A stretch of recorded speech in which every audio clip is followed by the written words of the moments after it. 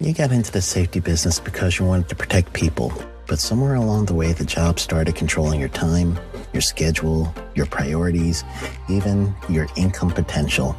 What if the expertise you've built over the years in the field can give you something more? More freedom, more control, more ownership of your future. I'm Sheldon Primus, the author of 7 Steps to Starting a Profitable Safety Consulting Business and the host of the Safety Consultant Podcast, with more than 350 episodes helping safety professionals become consultants and grow their career. Consulting changed my life. In fact, I'm a full-time RVer, and one consulting contract paid for my home I live in today. Now, I help safety professionals build their own consulting practice through bi-weekly coaching calls, accountability, and personal guidance. But this program isn't for everyone. Start with the Consultant Readiness Audit at sheldon.coach. What if everything we thought we knew about safety was just interference? From the host of the Rated R Safety Show and the founder of Safety FM comes the complete signal transmission trilogy, now available in one powerful edition. Safety, in my opinion, the book that started the conversation.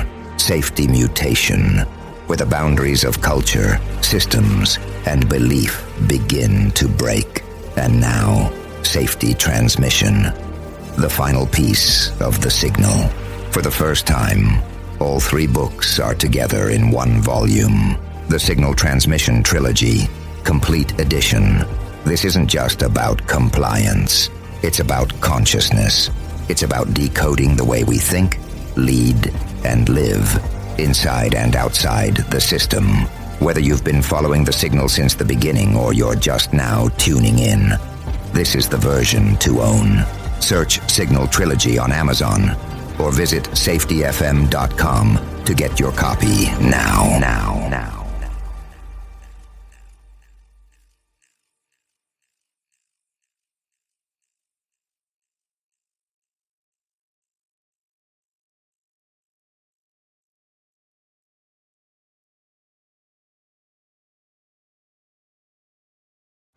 You got into the safety business because you wanted to protect people, but somewhere along the way the job started controlling your time, your schedule, your priorities, even your income potential.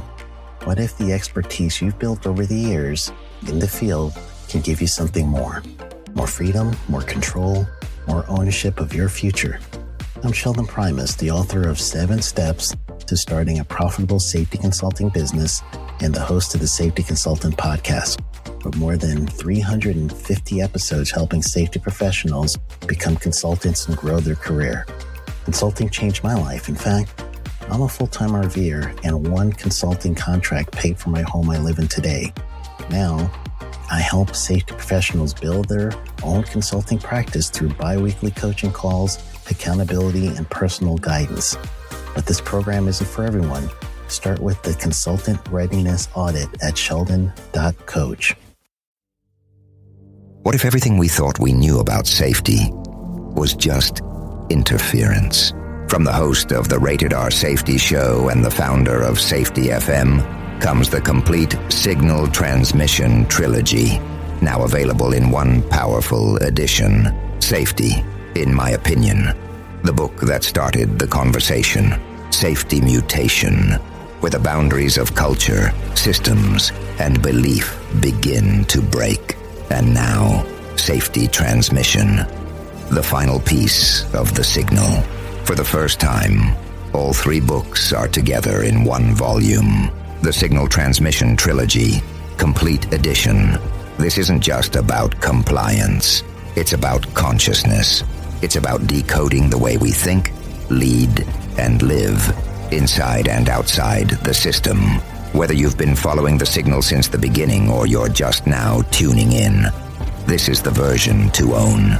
Search Signal Trilogy on Amazon or visit safetyfm.com to get your copy now.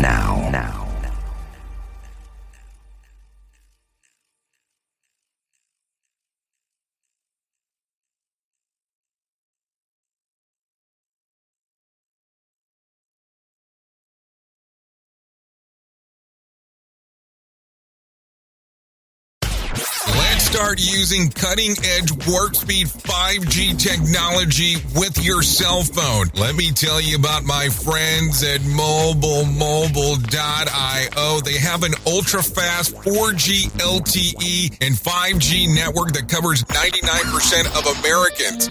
So they've got you covered everywhere. Think about it for a moment. You have the opportunity to take a test drive for 10 days with unlimited talk, text, and premium data.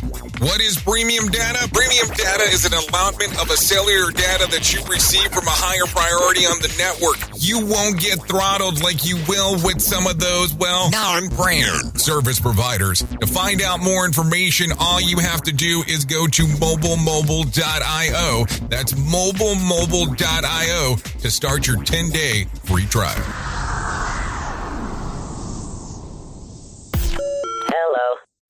It begins in Orlando, Florida, and travels steadily to the west, beaming across North America and planet Earth and into your head. The world of safety never stops. And now, the Safety FM podcast and broadcast with Dr. Jay Allen. This show is brought to you by Safety FM. Well, hello and welcome to another episode of the Jay Allen Show. I hope all is good and grand inside of your neck of the woods. I have to tell you, sometimes it's amazing on how the world works out with things going on. A few weeks ago, I had the privilege and honor to be at the Florida Trucking Association Safety Symposium that took place in Orlando, Florida. And while I was hanging out, I got to see the speaker by the name of Brandon Wiseman. And boy, was I impressed with what he had to say. And as I was sitting there taking a look around, I said, you know what we need to do? We need to have Brandon on the show and let him talk a little bit about what's going on in the transportation industry. Now, here's the fun part. If you've kind of sat around here for a while, somebody brought this up to me and I wasn't even thinking about this. I haven't really formally sat down with anyone in a very long period of time. They said over a year, and I can even do the math of actually sitting down with them and doing a proper interview. And let me kind of just make sure that I'm clear here, meaning an interview from my point, not that they were interviewing me. And I was like, wow, I didn't realize that it had been that long, but I guess that's what it is. So let me tell you a little bit about Brandon. Brandon Wiseman is the owner and president of Trucksafe Consulting, a partner at Childress Law. As a transportation attorney, Brandon has assisted some of the nation's leading motor carriers in developing and maintaining compliant and cutting-edge safety programs. He has also represented carriers of all types and sizes before the FMCSA on matters such as safety rating upgrades and civil penalty proceedings. Through his consulting company, Brandon now offers carriers state-of-the-art compliance resources and regulatory training materials, covering a wide range of safety-related topics. Brandon is a regular speaker at industry events and contributor to industry publications. Now, I will tell you, as I got the opportunity to sit here and do this, it was just kind of amazing taking a listen to the way that he views things and how he got involved into this whole aspect of transportation safety. Now, as I always like to share with you the things that actually do go on, this is actually interview number 2 between me and Brandon because, well, for some reason, the recording of the first time got messed up. And miraculously, my server in the cloud was able to recover it, but we had already recorded another session by the time that did take place. So this is interview number 2. I'll start off by talking about that a little bit as we go. But sit back, take a listen to what Brandon Wiseman has to say, because I think you're going to enjoy it here on The Jay Allen Show on Safety FM. The Jay Allen Show is streaming now on safetyfm.live. Okay, so Brandon, I'm one of those people that loves to be honest with everybody who's taking a listen to what the hell's going on and what we're doing. And if I have to pull the curtain back a little bit, this is round 2. We've done this before, except that there is no proof that we will ever be able to use. At least there's just one little small clip. So I appreciate you coming back for another round that only I got to hear. Second time's a charm. So as you and I have already previously discussed, but the people that have not heard this will get to hear today, is that, I got to see you do your thing at the Florida Transportation. What was it? Trucking? I'm gonna mess that up. Florida Trucking Association. I almost messed it up and said transportation. Florida Trucking Association. I want to say about a week ago, give or take. Safety Summit. Yeah, there was a safety summit aspect of it. You came out and were doing a presentation about truck safety. And I have to tell you, it's one of those things that I tend to love. So I looked into what you were doing in the world of trucking, and then I found your company of Trucksafe Consulting, and I said, hey, we have to have you on. So can you tell us about what you do? Yeah, sure. So I'm a transportation lawyer. Don't hold that against me. So I've been practicing law in this niche area of DOT safety regulations, believe it or not, for about 15 years now.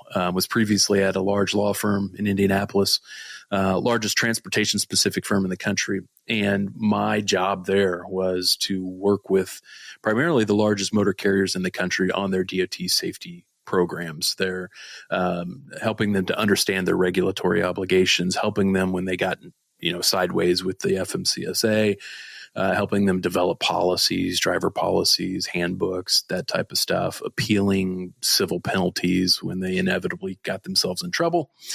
And so did that for many years, got a lot of good experience doing that. And then in 2021, broke off on my own, started Trucksafe Consulting. My goal for Trucksafe was to build out online compliance courses for safety managers, owners of small trucking companies, those types of folks. I just never felt like there was a great resource for training for those types of folks on how to understand the regulations. There's certainly lots of training resources out there for drivers, but I never found anything that I was all that excited about when it came to regulatory training for trucking companies and their safety managers. So spent the first 6 months or so of 2021 building out those courses, and now we offer those through Trucksafe. But then got drugged back into the legal world by my colleague, Jared Childress. He started his own small law firm called Childress Law. So now we've got both companies. We run both companies. We do the DOT compliance legal work on the law firm side of things. And then we do a lot of DOT compliance content and courses and YouTube videos and that type of stuff on the Trucksafe side. So let's talk about that, because I want to have a good understanding. At what point in your life do you wake up and go, I think I want to get into transportation? Because I'll tell you, when I was a kid, transportation wasn't a thing for me. I knew I wanted to be on the radio, but that was many, many, many moons ago. And I did everything except that before I actually got into it. What were you thinking about doing as you were growing up? Not this. No, so I kind of grew up in the industry. My dad was, still is a partner at that law firm that I was at previously, and his area was DOT safety and compliance. Before he went to law school, he worked at a trucking company as a safety director, and so kind of grew up in that world. Always had it kind of in the back of my mind that maybe I would do something like that, but never really banked on it. I mean, what I enjoyed doing before I went to law school, I owned a video production company, and that's serving me well now because we do a lot of video content, stuff like that.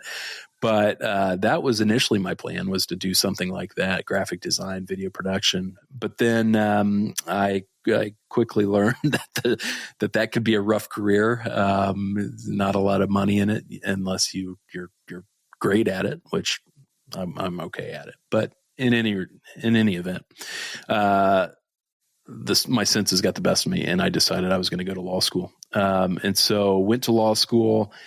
Still at that point, wasn't quite sure where I was going to land in the legal profession. But there was an opportunity for me at that firm where my dad worked. There was a clerkship available to me during law school. And so I went and did that, and enjoyed the work that I did there. Never wanted to be a litigator, never wanted to be in the courtroom. And so the opportunity that I found at that firm was right for me. It was more on the regulatory compliance side of things. And so I took that. So, I mean, this is where it gets kind of interesting, because you say that you're going into video production, then you change it where you're going to become a lawyer because you're inspired by the things that your dad's doing, but you don't want to litigate. Nope. And I mean, that's kind of a hard one. I mean, do you say this while you're in law school? You're telling people, hey, I'm going to be a lawyer, but I'm not going to be a litigation lawyer. Do people start out? do people start asking right away, are you going to be an ambulance chaser? Because, I mean, that's what comes, I mean, let's just be realistic. That's what comes to mind. A lot of people have that perception, and it's probably deserved about the profession. But I knew early on, just from watching my dad, that wasn't the only path, and I knew that was the path I didn't want to be on. And so, a lot of my friends in law school wanted to be litigators, not necessarily ambulance chasers, but they wanted to be in the courtroom. You got to have a certain personality for that, and it was just never my personality. I'm more introverted, and so I just knew that I preferred. And even in high school and stuff like that, in college, certainly, I enjoyed writing. I enjoyed reading, and I felt like I was a pretty good writer. And you really got to be a good writer to be on that side of the law, where you are writing memos and you're counseling clients on, understanding the regulations, stuff like that. So I knew early on that's what I wanted to do, and that's the position I maintained throughout law school. I took classes that I knew would push me towards that avenue. And so that's how I ended up there. So you know that I'm going to have a hard time believing that you're an introvert. I mean, I've seen you on a stage in front of a couple hundred people. You're doing your podcast. You're doing your live broadcast. I call it a video cast is really what it boils down to. But that's not very introverted stuff. That's extroverted stuff. So at what point does this machine turn on in your brain that you're able to power forward? Because a lot of people say that if they're introverted, I can't stand in front of a group of people. I can't do the things that you're doing. So how was this able to change for you? I would be lying if I said it was, I'm comfortable now that I'm doing. I mean, I'm more comfortable than I was, but I still don't consider myself comfortable when I'm in that situation. So, I think what has gotten me to the point where I'm at now, like you said, I do a lot of speech, I do a lot of public speaking. That was never in the cards for me, I didn't think. But what I found is that experience really is the thing that drives you to be able to push through that fear. Because, I feel like over having worked in the DOT regulations now and advising clients on that topic specifically for about 15 years, I finally feel like I'm at a point where I've got enough experience in that area. I know enough about that topic to feel somewhat comfortable when I go out and talk about it publicly, whether it be in front of others or through our podcast or whatever. I feel like I have enough experience to know that I understand what I'm talking about and to feel like I have something to add to that conversation.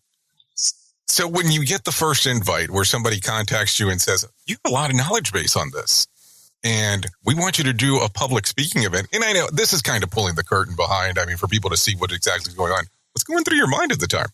I was not happy to do it. I was scared to death to do it. I'll be honest. I mean, that was early on in my legal career at the other firm when I got those opportunities, just because there's not a lot of attorneys that focus in this area in the country. And so, but there's a lot of folks that are interested in the topic. There's 700,000 plus regulated motor carriers in the United States, and they all have to understand this world. And so there's probably a handful of us in the country that speak on this topic. And so I knew it was coming. I saw my dad do a lot of speeches on those topics, and it came early in my career, and I was petrified to do it. But, I had experience doing it in law school. That's part of the deal with law school. You take classes on that type of thing. And so I just pushed through it, made myself do it, and got through it. And then, just practice makes perfect. So as you know, people automatically assume when you're interacting with a lawyer, you're going to get the person in a suit, you're going to get them in this high-rise building and so on. And I don't mean this to be disrespectful, so please understand that. If I was to approach you and you told me that you were a lawyer, I would have a lot of doubts. I mean, let's just be realistic. Until you start talking, then it becomes a different story, because that's not what I'm expecting. I've succeeded in my efforts here to completely dispel that notion of me. I've burned all my suits. So when I started Trucksafe, I was hell-bent on getting out of the legal profession altogether. I didn't want to do that anymore. All I wanted to do was educate folks on regulatory topics, and I could do that through a consulting company. I don't have to be a lawyer to do that. And I knew that what we were lacking in the industry was good quality content I'm a consumer of that type of content, and I've always enjoyed, the behind the scenes part of that. And what I've observed over the last year is that the way we deliver content and even, in the education realm has drastically changed over the last few years. And people expect a certain quality of content when they're watching these videos nowadays. And it just didn't exist in this industry from what I could tell and from my perspective. And what I didn't want to do is get in front of a camera in a suit and be stuffy when it comes to delivering the content. That's just not what you see. That's not what's enticing to you. That's not the type of content you're here for. And so I wanted to do it differently. And so I knew to do it differently, I had to look a certain way, and more importantly, I had to deliver the content in a different way than people are used to when they're hearing lawyers talk. And so I spent a lot of time developing that skill, and I think I do okay doing it. And so I would say you do more than okay, at least in my opinion. And I get to interact with a whole bunch of we'll say safety professionals that I get to see do all kinds of different things. But your approach is so unique that I will tell you, I was sitting in that crowd of a couple of hundred, and I almost felt that you were talking to anyone from a novice to a senior level in regards to the things that you were expressing. And that's not something that somebody learns. That's just not something that you can learn overnight. How did you develop that skill and be able to really interact with people where they think that you're doing the one-on-one approach with them, even though they're in a crowd? It comes from years of talking directly to trucking companies and to the safety folks of those trucking companies. It does them little good, and I'm not serving as a good lawyer if I'm talking over their heads in ways that doesn't make sense to them. It has to be practical. My advice to them has to be able to be put into motion. It has to be practical to their fleet. And so if you can't talk to folks in a way where the topics you're talking about make sense to them, then they're just not going to come back to you for advice, because it was useless. They paid a lot of money for it, and it ultimately didn't serve them well. So I learned early on from a lot of my mentors at the firm over the years of how to really break these what can be complex topics down into their basic components, and to, more importantly, communicate them in ways that the motor carriers that I'm talking with can make practical use of them. And so it's just honing that skill over the years. And now when I go out and speak publicly, I just follow that same formula. It does nobody any good for me to talk about, these lofty legal issues that all you want is information that is practical to your fleet. So that's kind of been my approach. So at the time that you're deciding to start doing this, and now you know that you've honed this skill to be able to communicate with people, you're able to do these things that other people can't do in form of communication, and it makes it pretty interesting on how you do it. How are people looking at you when you start getting into the pandemic and you say, I think now it's time, number one, to branch out on my own and start my own company. And number two, you're saying to some extent, you're not saying it 100%, but you're saying, I'm leaving the legal career behind and I'm focusing mostly on just the trucking industry as consulting, nothing to do with law. To some extent, we can argue that part, of course. Yeah. What are your close niche friends telling you at this time? I have a very small group of close friends, and they all knew that this is ultimately what I wanted to do. And so they were all very supportive, and my wife included, the biggest supporter for me. And so that was good. It took a long time to get to that place. I mean, I had been thinking about this for years. But I'm glad that I waited until that time to do it, because had I not gained the experience of working at the larger law firm and working with some of the nation's largest carriers, I don't feel like I would have been in a position to be able to speak on these issues. One of the things that you look for when you're looking for counsel on these topics is experience. And so if I didn't have that, then I just wouldn't have felt qualified to do it. So I felt like after 12 years at the firm, that I had gotten to a place where I felt like I was in a position to be able to do that, number one. And so that was a big a motivating factor. And then the other thing was COVID, like you mentioned. I was working from home at that point and had gotten used to it and had this nice office here in my house and had a place to kind of launch from. And so it just felt like the right time for all of those reasons. When you turn around and you tell your wife, I think it's time, and if you don't mind me mentioning it, in the previous interview that nobody will ever get to hear because I messed it up, you had said that you had moved during that time frame. You had just moved into a house. Yep. So you're doing both of these things at once. And they say some of the biggest transitions in life is starting a new job, having a kid, moving into a new house. You're doing 2 out of the 3, it sounds like. How's the interaction during that time? And I had a 2-year-old at the time. So, Lord.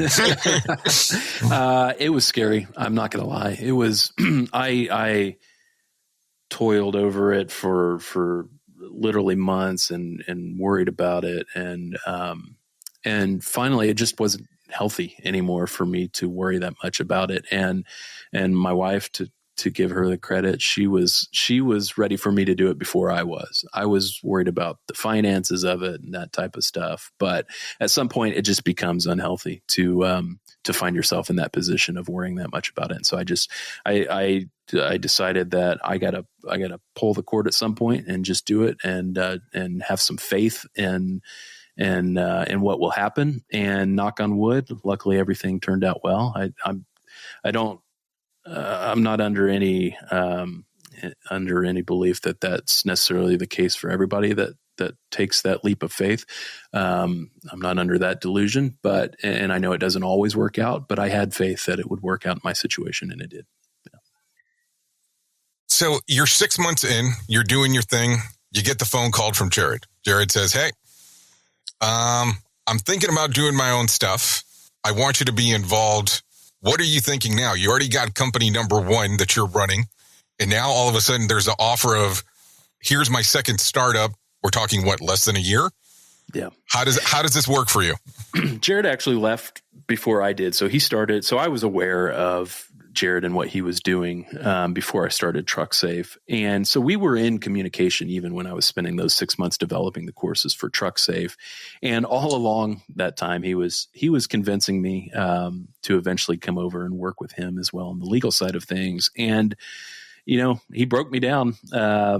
And he had good points too. It's like, as I said earlier, it's important when you're in this position of speaking from authority. You got to, if you can't show that you have some unique thing to add to the conversation, then why does anybody listen to you? And so I could only rest on my laurels for some time. And so he made a good point that, hey, keep your law license.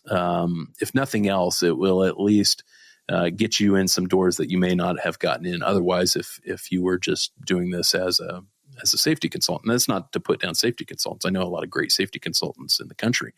But adding the law license to it and that aspect of it really adds something to the equation that I think very few of us in the country have to add. So you referenced that. What doors do you feel that it's open for you right now by having we'll call it your law license in regards of getting certain things? Because let's be realistic. There are courses that are out there that train people to be safety consultants, and it's a 3-day certification course, and all of a sudden you're a consultant to some people.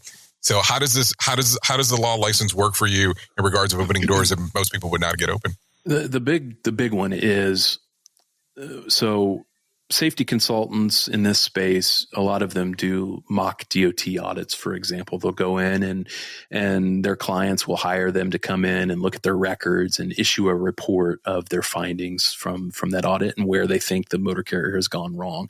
And I'm fine with that, generally speaking. But the big benefit of having lawyers do that over just safety consultants is that you get the benefit of the attorney-client privilege when you have a lawyer do those types of things rather than a non-lawyer. And so what that means practically is when we come in and do our mock DOT audits through our law firm, and we tell you of everything that you're doing wrong, and we put that in a written report for you to chew on and to fix those issues, hopefully, that report is not going to be generally discoverable in litigation. God forbid you get involved in a bad accident after that.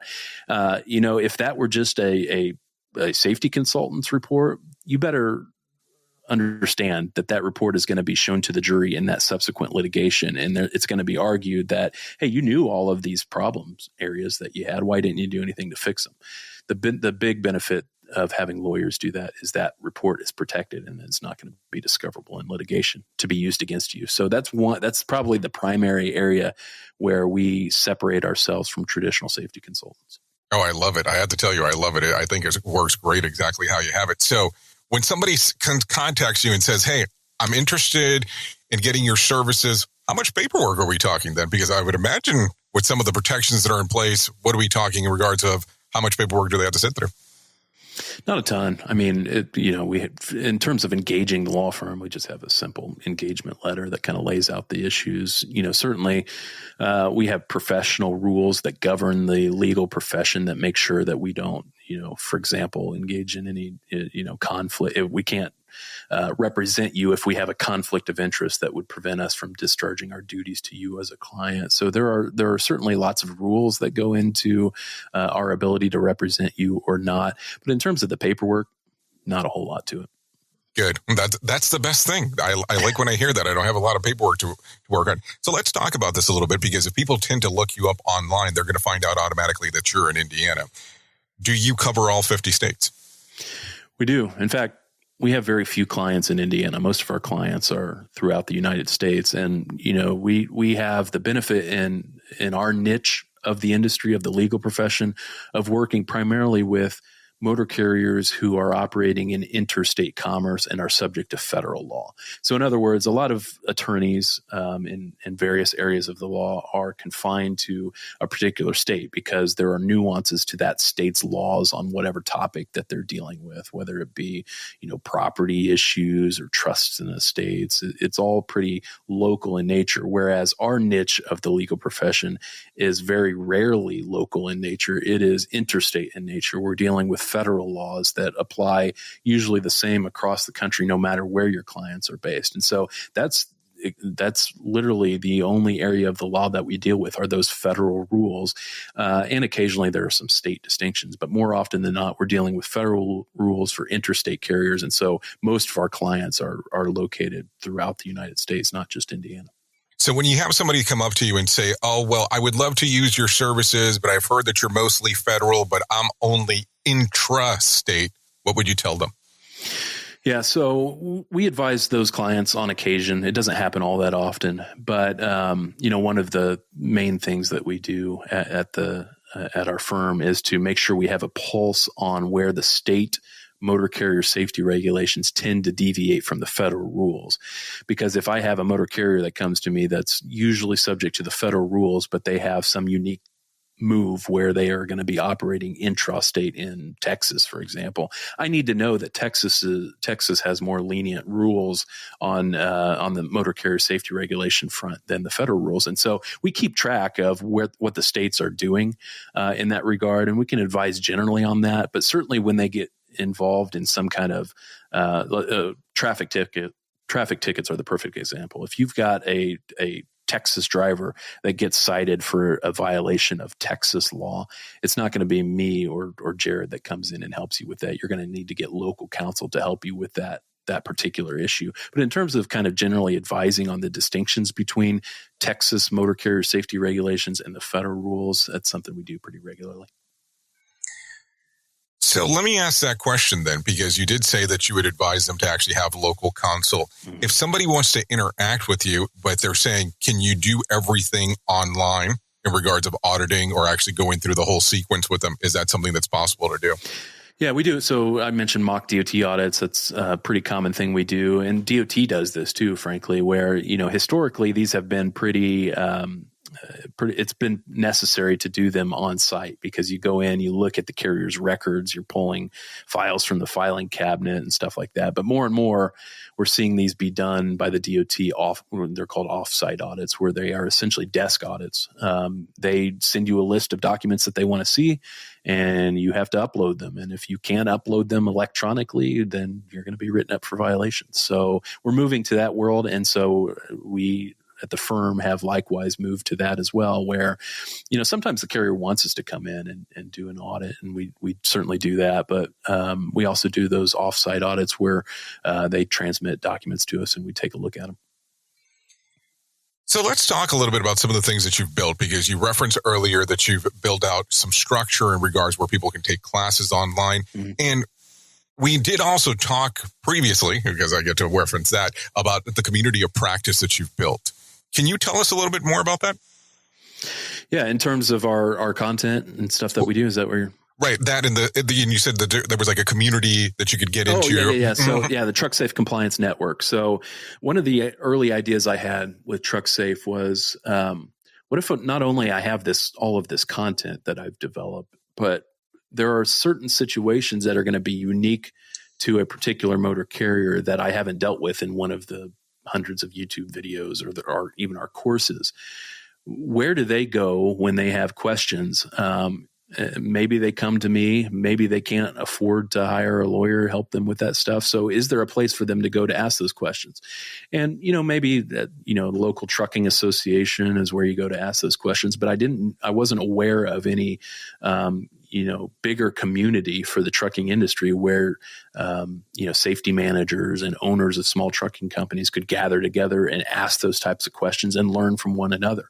And so I decided I wanted to create that space on my own. And so we created the Trucksafe Compliance Network, which is essentially a social network for safety folks, risk advisors, insurance folks, everybody that's involved either directly or tangentially in DOT safety and compliance for fleets.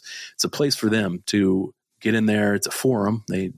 We have an iPhone app, Android app where they can join it for free, and they can get in there. They can post questions and get answers from other folks who may have dealt with that same issue. And then it's also a place for us to deliver our content. So we do, for example, monthly webinars for our network members on all kinds of topics, hours of service problems, driver qualification.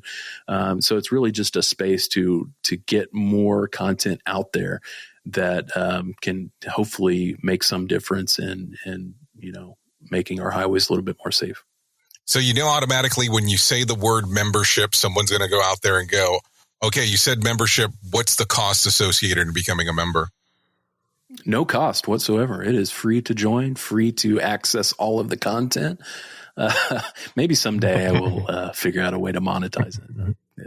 But no, it's free to join. I want to get that content out there. I want to make that space available to make our roads safer. And, the benefit we get out of it is maybe we talk about something in one of those webinars that really sparks interest from a particular fleet, and then they come to me with questions. And I'm fine with that type of model. So right now, free to join. So you should do it. Well, isn't it interesting when you create something on your own and somebody tries to replicate it on how much love they're really trying to show you? Have you seen anything along those lines in regards to this? I have. I'm not going to mention any names. But, I wouldn't mention any names with my first name being repeated several times, but we'll leave it outside of there. But now, so here's the thing: as you go through this process, what things have you ran into that you're amazed that people are not aware of that has changed within the law structure, let's say over the last couple of years? I would say the biggest issue that folks have trouble with that seems to be a big issue for them are hours of service problems. And particularly when you start to get into things like personal conveyance, which is what I consider probably the biggest gray area in the federal motor carrier safety regulations that we're dealing with now, just because it's not well defined in the regulations. In fact, it's not defined at all. And so you're relying on kind of guidance that the FMCSA has put out over the years. And so that's causing a lot of problems for a lot of fleets. They're having elevated hours of service safety metrics, and that's leading to them being audited, and then those problems can manifest themselves in the audits, and then they get slapped on the wrist for those issues. So I would say hours of service is a big topic of discussion in the Fleet Compliance Network. It's one that we spend a lot of time putting a lot of content out there on, just by way of example, our YouTube channel. This wasn't my intention, but it's gotten a lot of traction with truck drivers themselves. My audience has always been safety managers and folks that are managing the compliance program of trucking companies. But our YouTube channel, I would say most of our 5,000 subscribers that we have now are truck drivers who are interested in learning these types of topics because they impact them directly. What is the split sleeper berth provision of the federal rules? Obviously they have an interest in understanding that stuff just as much as the trucking company. They're the ones that are charged with complying with those rules. And so it's been fun to watch that kind of take off with the truck driving community. It's always amazing to see on who your audience ends up being once you start putting the information out there. Yeah, because then you find yourself having to kind of tailor the content for who your audience actually is, rather than the one that you want it to be. Right. That's what we've come to recognize here in regards of, hey, we had this original idea of what we thought it was going to look like, but it didn't end up working out that way. Yeah, and I'm not a truck driver. I don't have a CDL or anything. So who am I to tell a truck driver how to safely drive a truck? So I don't ever pretend like I'm any authority over how to safely drive a truck. Those are the ones that are doing it day in and day out. What I think I have to offer to them is that kind of practical, no nonsense view of the regulations of the regulatory scheme in which they operate. Well, you do bring up a good point, because there are a lot of safety managers that are out there, and I'm not talking about consultants. I'm talking about safety managers within the industry themselves that sometimes do not have CDLs. So when you go into a location, you know that every once in a while you have somebody who wants to be, we'll call it the wise guy, just to kind of keep it clean, to be the wise guy in regards to saying, well, you don't have a CDL, so why should I listen to you? So how do you normally handle these things?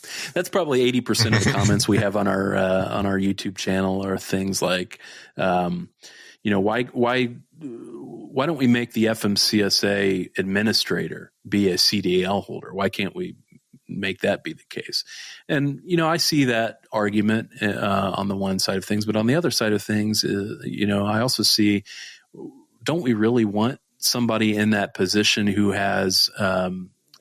also has some experience either being a lawyer or somebody who's making the laws?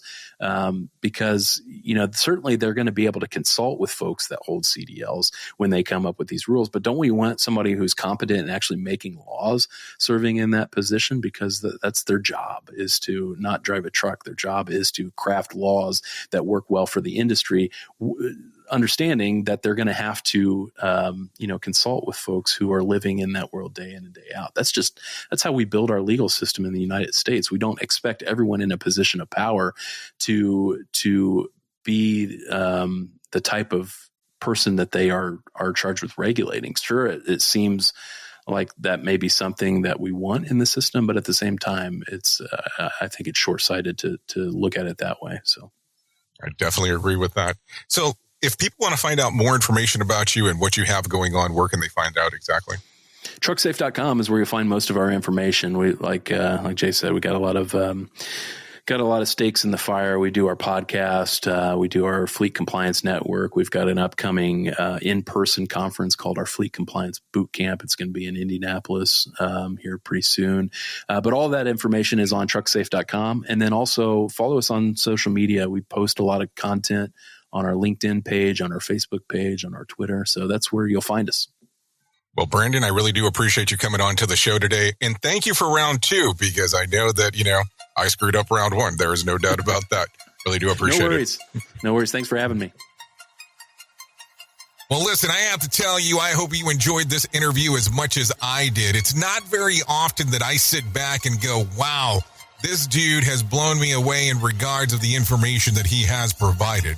And I am just amazed and impressed with the amount of information and detail that Brandon Wiseman was able to cover a lot of the information during this interview, because that's really what it boils down to. So if you want to, you can go hang out, take a look at what he has going on at Trucksafe Consulting. That's always great. And listen, I'll put some links here inside of the description of the episode if you want to take a look at what's going on. Thank you for always being the best part of Safety FM, and that is the listener. Believe me, we'll be back with another episode of The Jay Allen Show before too long. And let's see what ends up happening with Brandon. I'm kind of intrigued on where his career will take him. I'll see you next time. I've been your safety manager and host, Jay Allen. See ya.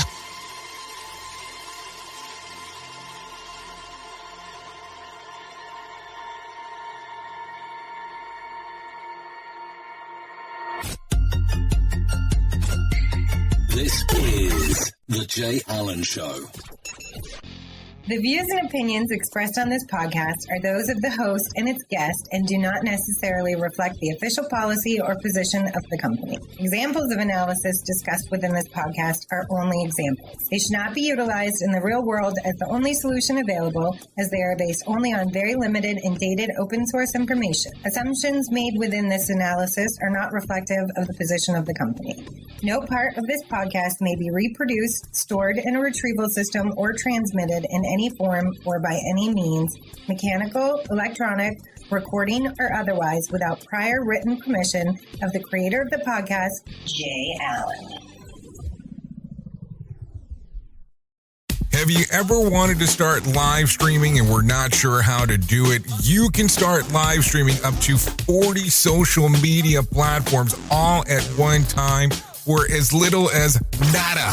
It's going to cost you your time. That is what it's going to cost. You can pre-record, you can live stream, you can do a multitude of things. To find out more information, all you have to do is go to safetyfm.com/one. That's safetyfm.com, ONE. You got into the safety business because you wanted to protect people, but somewhere along the way, the job started controlling your time, your schedule, your priorities, even your income potential. What if the expertise you've built over the years in the field can give you something more? More freedom, more control, more ownership of your future.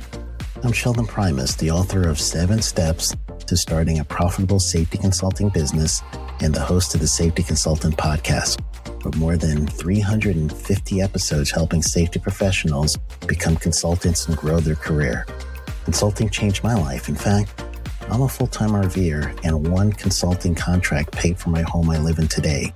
Now, I help safety professionals build their own consulting practice through bi-weekly coaching calls, accountability, and personal guidance. But this program isn't for everyone. Start with the Consultant Readiness Audit at sheldon.coach. What if everything we thought we knew about safety was just interference? From the host of the Rated R Safety Show and the founder of Safety FM comes the complete signal transmission trilogy, now available in one powerful edition. Safety, in my opinion, the book that started the conversation.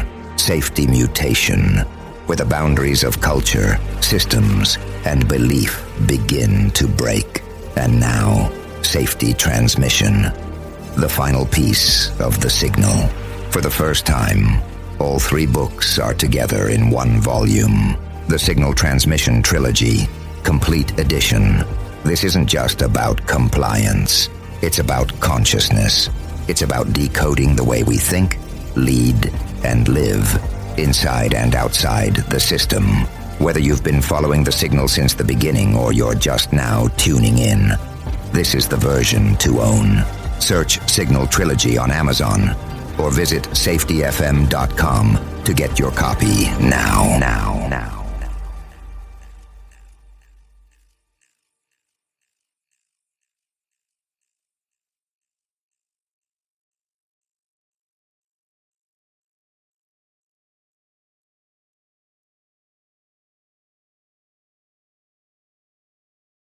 You got into the safety business because you wanted to protect people, but somewhere along the way, the job started controlling your time, your schedule, your priorities, even your income potential.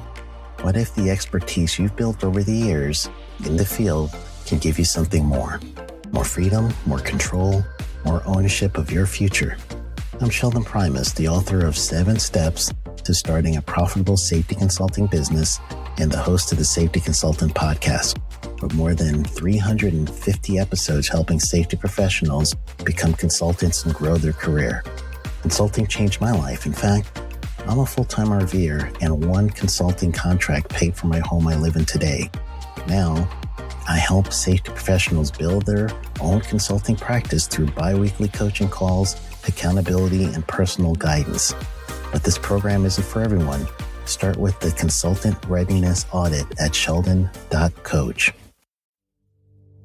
What if everything we thought we knew about safety was just interference? From the host of the Rated R Safety Show and the founder of Safety FM comes the complete Signal Transmission Trilogy, now available in one powerful edition. Safety, in my opinion, the book that started the conversation. Safety Mutation, where the boundaries of culture, systems, and belief begin to break. And now, Safety Transmission, the final piece of the signal. For the first time, all three books are together in one volume. The Signal Transmission Trilogy, Complete Edition.